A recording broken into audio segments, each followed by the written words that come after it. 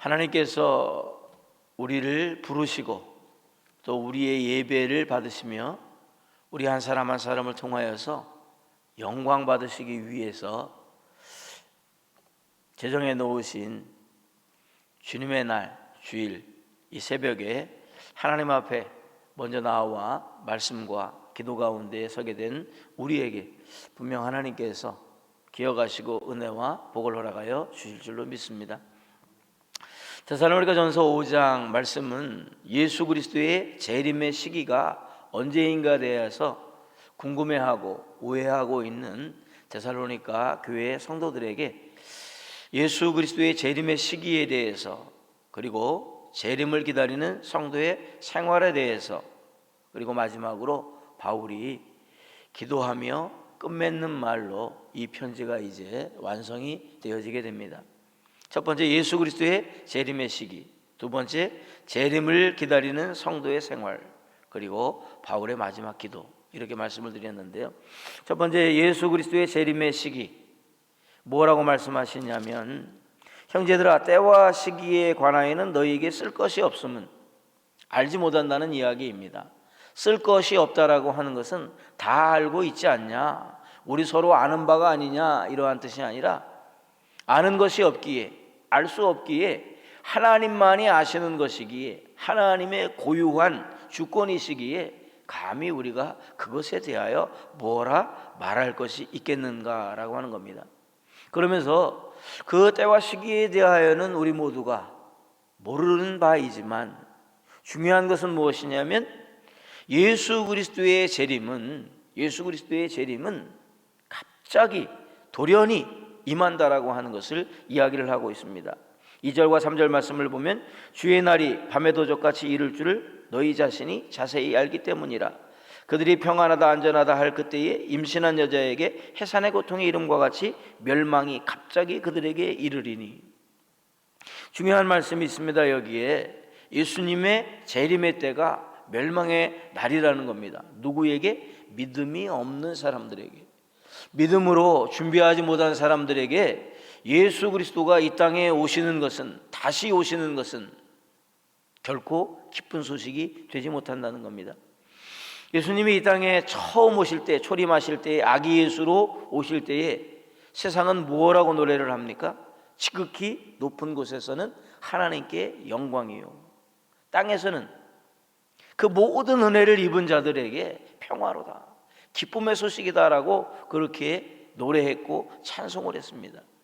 예수님이 오시면 분명 기쁜 소식이요, 예수님이 오시면 분명 구원의 완성을 위한, 성취를 위한 놀라운 하나님의 은혜요 사랑임에도 불구하고 오늘 뭐라고 그러냐면, 예수님의 재림은 갑자기 이루어질 건데, 도둑이 오는 것과 같이 돌연히 이루어질 것인데, 그리고 임신하고 있는 여인이 이제 해산날이 가까우면 오늘일까 내일일까, 요즘은 과학이, 의술이 발달하여서 임신을 하게 되면 아기가 임신된 지 몇 주쯤 됐습니다라고 그렇게 정확하게 이야기를 하고요, 이 아기가 몇 월 며칠에 태어날 거다라고 미리 예정일을 갖다가 잡아주는 그러한 것을 경험하게 됩니다. 그럼 예정일을 잡아주었기 때문에 그날쯤 아기가 태어나겠구나라고 하는 것을 부모가 알지만 그 시, 분, 초까지 다 알지 못한다는 겁니다.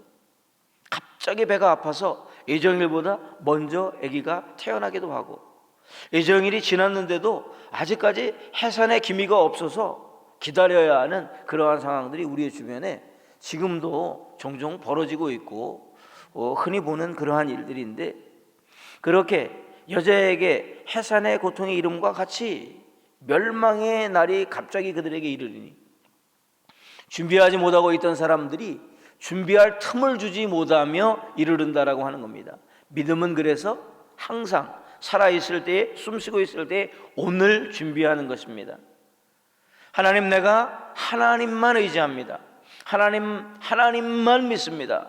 하나님만이 나의 구원의 주님이신 것을 내가 믿습니다라고 하는 그 믿음으로 살아갈 때에 주님의 재림은 갑자기 임할 것이지만, 돌연히 임할 것이지만, 항상 깨어있는 성도들에게는 결코 갑작스러운 일이 아니라 잘 준비하고 있다가 재림의 시기를 알지 못하지만 항상 재림의 때를 준비하는 믿음의 자세를 유지하고 있다가 자연스럽게 주님의 재림이 임하는 날 갑작스러운 것이 아니라 준비하고 있다가 기대하고 있다가 기다리던 그날을 기쁨으로 맞이할 수 있는 날이 된다라고 하는 것을 오늘 우리가 꼭 기억할 수 있기를 간절히 소망을 합니다.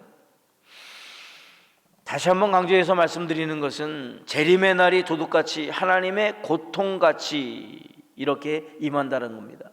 멸망의 날, 믿음이 준비되지 못한 그들에게는, 돌발적으로 일어나는 그 재림에 대하여 준비하지 못하였던 그들은 미처 준비할 시간이 없이, 대비할 시간이 없이 어떻게 할 수 없는 가운데 하나님이 그들 앞에, 예수님이 그들 앞에 서게 되고, 죄와 허물을 해결받지 못한 그들은 그 자리에서 멸망의 심판 앞에 두려워 떨 수밖에 없는 극심한 고통, 그 고통을 불가피하게 만나게 된다라고 하는 것을 이 짧은 말씀 가운데 강조하고 있다라고 하는 것을 오늘 우리가 꼭 기억할 수 있기를 바랍니다.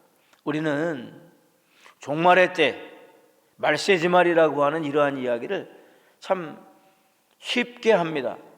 이 말을 하는 것이 그렇게 어렵지가 않습니다. 종말의 때를 살아가고 있다, 말세의 지말이다라고 하는 이러한 이야기를 하는 데 있어서 결코 어렵지가 않아요.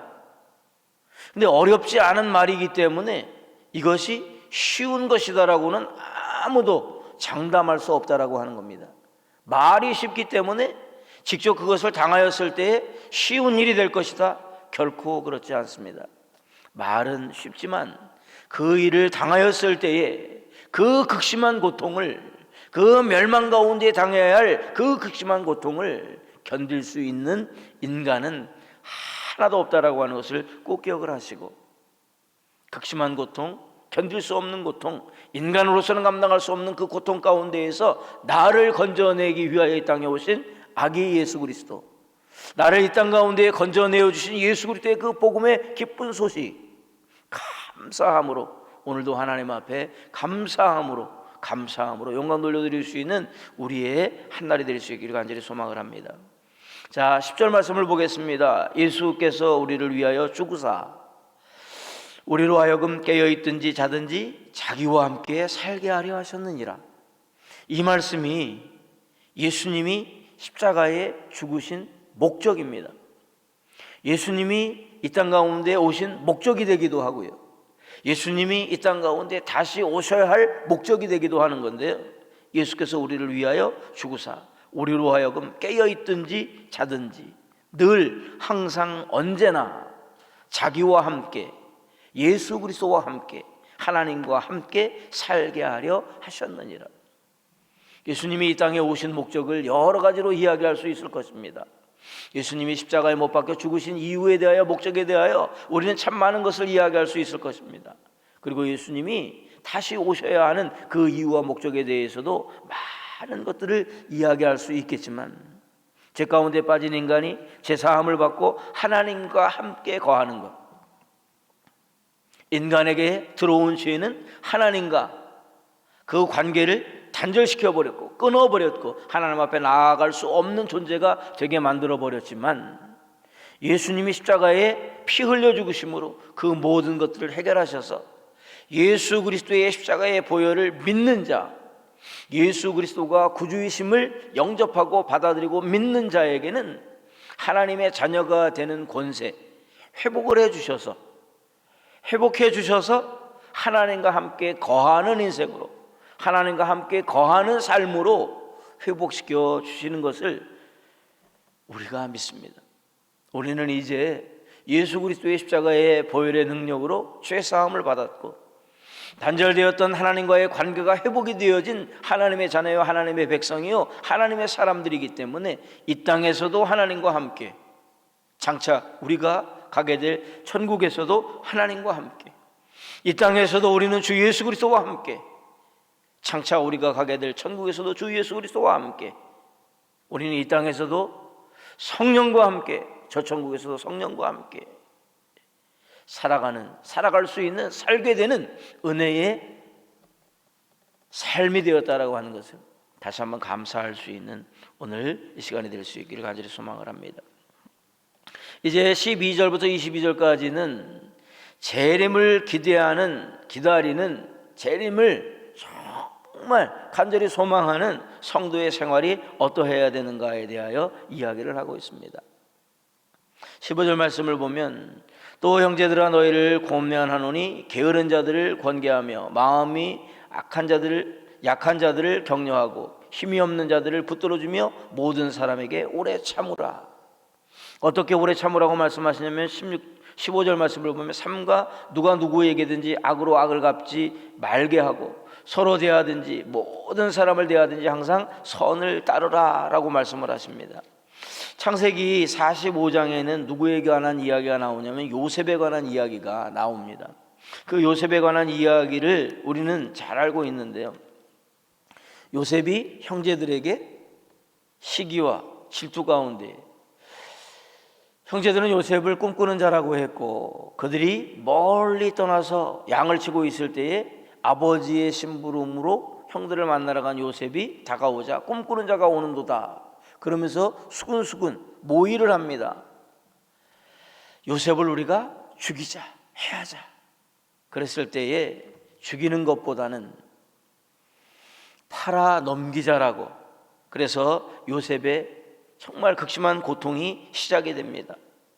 그렇게 요셉은 애굽에까지 팔려가게 되고, 이렇게 요셉에게 일어났던 일들에 대하여서 요셉은 뭐라고 말하냐면 하나님의 뜻이다라고 이야기를 합니다. 형들이 나를 팔아 넘겨서 내가 애굽에 온 것이 아니라 나에게 일어난 이 일들은 하나님의 뜻이라고 이야기를 합니다. 이 이야기를 하고 있는 요셉은 어떠한 위치에 있었냐면 애굽의 총리예요.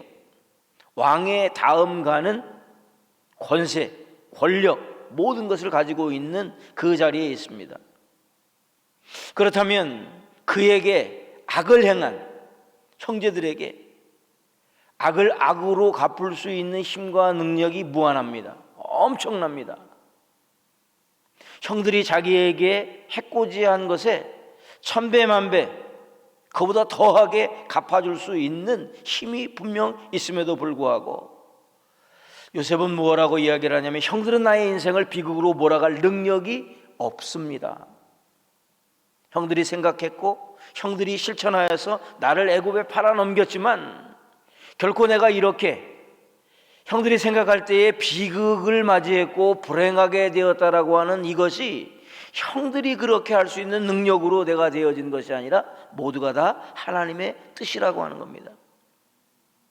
우리의 삶에 결정적인 영향을 미칠 수 있는 그러한 힘을 가지고 있는 존재는 하나님 한 분밖에는 없습니다.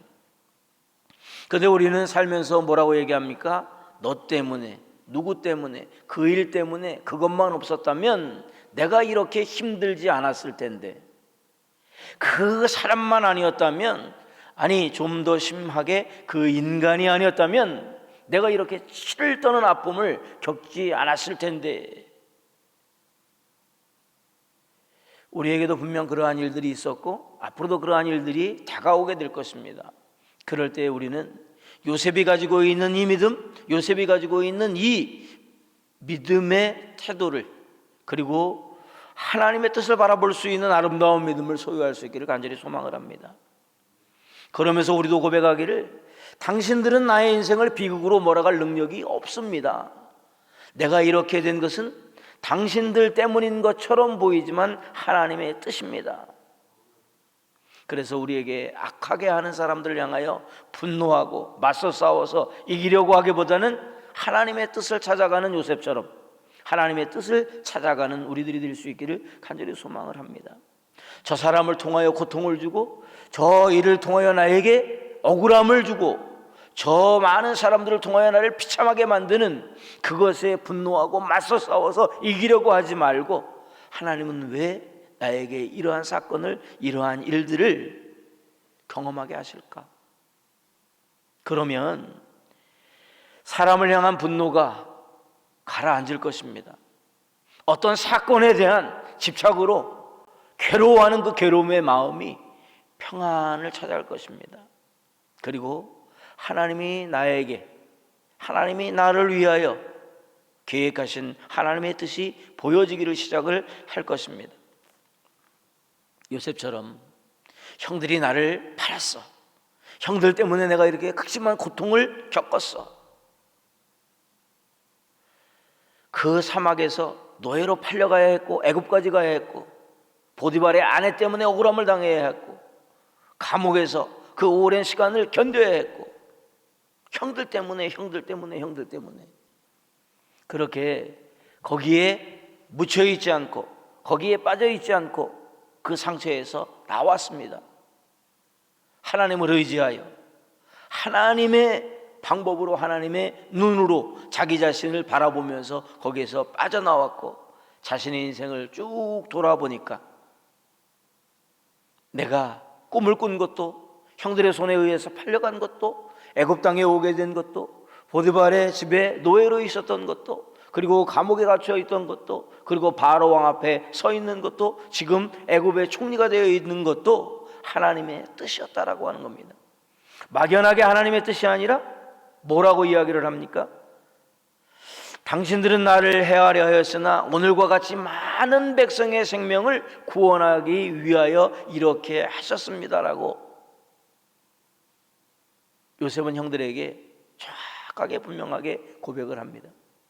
그런데 오늘과 같이 많은 백성의 생명을 구원하게 하시려 하셨나이다라고 하는 이 말씀 속에 이제 요셉은 지나온 과거 속에서 하나님이 뜻을 가지고 나와 함께 하셨고 오늘 이 시간에도 하나님은 계획 속에 뜻을 가지고 나와 함께하고 계시다라고 하는 그 말로서 끝이지 아니하고 앞으로도 하나님은 하나님의 계획을 가지고 나와 함께 하실 것이다라고 하는 미래에 대한 소망까지도 하나님의 계획 가운데서 바라보며 선포를 하고 있는 거예요. 오늘과 같이 많은 백성, 여기에서 많은 백성의 생명을 구원하고자 7년 동안 풍년이 들었고 7년 동안 흉년이 들어서 애굽과 인근에 그러한 큰 재앙이 있어서 많은 사람들이 굶주리게 된 이것을 내가 지혜롭고 슬기롭게 대처함으로 이 나라뿐만 아니라 주변의 많은 백성들을 그 기근에서 살리게 되었다라고 하는 그러한 이야기만이 아니에요. 육적인 생명만을 그렇게 간단하게 살렸다라는 이야기가 아니라 미래의 생명들을 살렸다라고 하는 이야기를 하고 있는 겁니다. 애굽에 도착한 야곱의 가족들이 몇 명쯤 된다고 그래요? 70명. 그런데 장차 그들이 애굽에서 나아갈 때는 장정만 60만 명.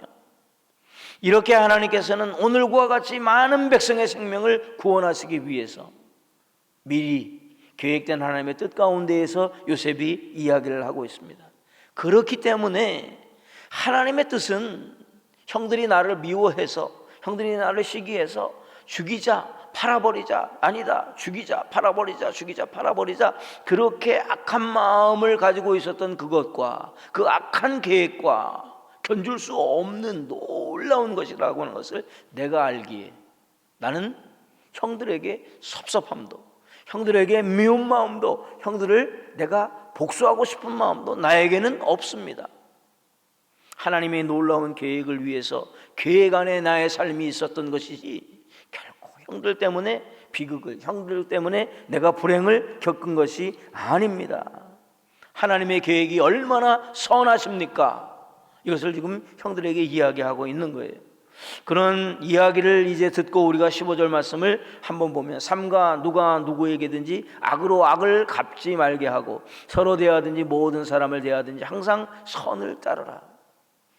어떤 이는 나를 악하게 대하고 있지만 어떤 사건은 나에게 악하게 다가오고 있지만 어떤 사람들의 생각과 말하는 것과 모든 것들이 나에게 악으로 지금 그렇게 다가오고 있지만 그것에 대하여서 우리가 악하게 다가오는 그것들에 대하여 악으로 대하지 말고 항상 선을 우리가 선으로 그것을 덮어갈 때에 선으로 그것을 우리가 덮어가고 그것을 통과해 나갈 때에 하나님의 놀라운 뜻이 우리에게 이루어지는 그러한 은혜가 있게 될 줄로 믿습니다. 우리들도 기도하는 가운데에 하나님, 나의 이 억울함을 해결하여 주시옵소서. 하나님, 나의 이 고통을 해결하여 주시옵소서. 하나님, 나의 이 불행을 이제는 끝나게 해 주시옵소서. 우리의 기도의 제목이 될 수 있고, 우리는 또 그러한 기도를 간절히 해야 할 또 이유도 있습니다. 그러나 거기에 그치지 말고, 하나님, 나에게 악하게 대하는 저 사람들, 하나님, 나의 이 정말 비극적인 상황들, 하나님, 나의 이 불행들, 이 속에 과연 하나님의 뜻은 무엇입니까?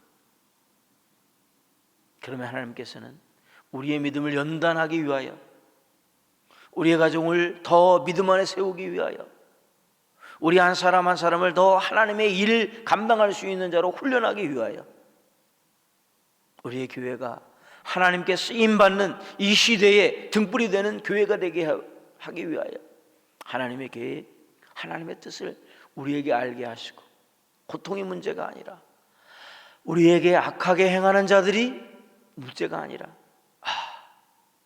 억울하고 고통스럽고 힘이 들지만 이러한 때를 통하여 하나님의 뜻이, 하나님의 계획이 이루어지기를 위하여 기도할 때에 선하신 하나님의 능력이 우리와 함께 한다면, 요셉이 그 어렵고 힘든 가운데에서 빠져나와 많은 생명을 구원하는 자로 일을 감당했던 것처럼 우리들도 힘들고 억울하고 정말 비참한 그러한 상황 가운데에서 빠져나와 하나님께 영광을 돌려드릴 수 있는 귀하고도 복된 일에 우리가 참여하며 그 안에서 주시는 복을 누리며 그 안에서 하나님께 영광 돌려드리는 놀라운 믿음의 삶을 살아가게 될 줄로 믿습니다. 하나님의 섭리는 이렇게 놀라운 것입니다. 하나님의 섭리를 믿으면 오늘 일어난 일과 사건이 전부가 아니라고 하는 것을 우리도 깨닫게 될 것입니다. 우리의 계획보다 더 큰 계획, 우리의 생각보다 더 놀라운 하나님의 뜻이 있다라고 하는 것을 알게 될 것이고, 그 하나님의 섭리 가운데에 기뻐하며 춤을 추며 하나님께 영광 돌려드리는 복된 성도의 삶을 살아가게 해 주실 줄로 믿습니다. 28절 말씀을 봅니다. 우리 주 예수 그리스도의 은혜가 너희에게 있을지어다. 재림의 시기를 우리가 알지 못하지만, 재림의 시기를 우리가 서로 이야기할 수는 없지만, 재림을 기다리는, 재림을 기대하는, 재림을 소망하는 성도의 온전한 삶을 살아가며 삼가 누가 누구에게든지 악으로 악을 갚지 말게 하고 서로 대하든지 모든 사람을 대하든지 항상 선을 따라 행하는 이러한 삶을 살아가는 때에 우리 주님께서 십자가에 못 박혀 죽으신 그 목적이 자기와 함께 살게 하려고 하셨던 그것이 우리 안에서 이루어질 것이고, 이 땅에서 살아가는 그동안의 하나님의 섭리 가운데에서 우리들도 축복하는 이 말씀처럼 예수 그리스도의 은혜가 있는 삶을, 주 예수 그리스도의 은혜가 넘쳐나는 삶을 살게 될 것이라고 사도 바울은 믿음 안에서 데살로니가 성도들에게 이 글을 써내려갖고 마감하고 있습니다. 이러한 은혜가 부산영락교회 온 성도들 위해 새벽마다 하나님 앞에 나와 하나님의 뜻이 무엇인지요, 하나님의 계획이 무엇인지요, 하나님, 내가 힘들고 억울한 가운데에서도 하나님의 뜻을 알기를 원하며, 내가 이렇게 정말 견딜 수 없는 고통 가운데에서도 하나님의 계획을 알기를 원하오니 하나님 나와 함께하여 주시고, 이 땅에서도 주 예수 그리스도와 함께 사는 자요, 저 천국에서도 하나님과 함께 사는 자임을 내가 믿기에 하나님만 의지하고 하나님만 섬기며 승리하는 삶을 살게 하여 주시옵소서. 하나님의 섭리를 내가 믿습니다. 하나님의 일하심을 내가 믿습니다. 하나님만 높여드리는 성도의 삶, 하나님만 높여드리는 오늘 주일 예배가 되어질 수 있기를 주님의 이름으로 축복합니다. 사랑과 은혜가 풍성하신 아버지 하나님, 참 감사함을 드립니다. 우리를 구원하시기 위하여 이 땅 가운데 오신 예수 그리스도, 십자가의 죽으심이 우리와 함께 거하시기 위해서, 우리와 함께 살기 위해서, 이 목적, 이 크신 은혜를 우리가 잊지 아니하게 하여 주시고, 이 땅에 사는 동안, 저 천국을 소망하며 나아가는 동안 아버지 하나님의 섭리, 아버지 하나님의 뜻, 아버지 하나님의 계획, 그것을 우리들이 궁금하게 하여 주시옵소서. 악한 일들과 사고 사건에 우리들이 집중하여 모든 것을 잃지 아니하고 오히려 악한 일에 사고 사건에 하나님의 뜻, 하나님의 계획이 있습니까? 묻고 하나님께 가까이 나아가는 성도의 삶을 살아 주 예수 그리스도의 은혜를 누리는 복된 삶을 우리 모두가 살아갈 수 있도록 은혜를 더하여 주시옵소서. 오늘 이 귀한 주일날 담임 목사님의 말씀을 통하여서 우리가 새로이 힘을 얻게 하여 주시고 은혜 가운데에 나아갈 수 있도록 인도하여 주시며 예배마다 1부, 2부, 3부, 4부 그리고 청년 예배, 오후 예배, 교회 학교에 영유아, 유치부, 초등부, 중고등부 예배까지도 하나님이 함께하여 주셔서 어둠의 세력들 방해하지 못하게 하여 주시고 하나님의 영광과 주 예수 그리스도의 임재하심만이 가득하게 하여 주시옵소서. 온 성도 오늘 예배를 통하여 충만하신 하나님의 은혜를, 성령의 충만한 은혜를 경험하게 하여 주시옵소서. 예수님의 이름으로 기도드리옵나이다. 아멘. 하늘에 계신 우리 아버지, 아버지의 이름을 거룩하게 하시며 아버지의 나라가 오게 하시며 아버지의 뜻이 하늘에서와 같이 땅에서도 이루어지게 하소서. 오늘 우리에게 일용할 양식을 주시고 우리가 우리에게 잘못한 사람을 용서하여 준 것 같이 우리 죄를 용서하여 주시고 우리를 시험에 빠지지 않게 하시고 악에서 구하소서. 나라와 권능과 영광이 영원히 아버지의 것입니다. 아멘.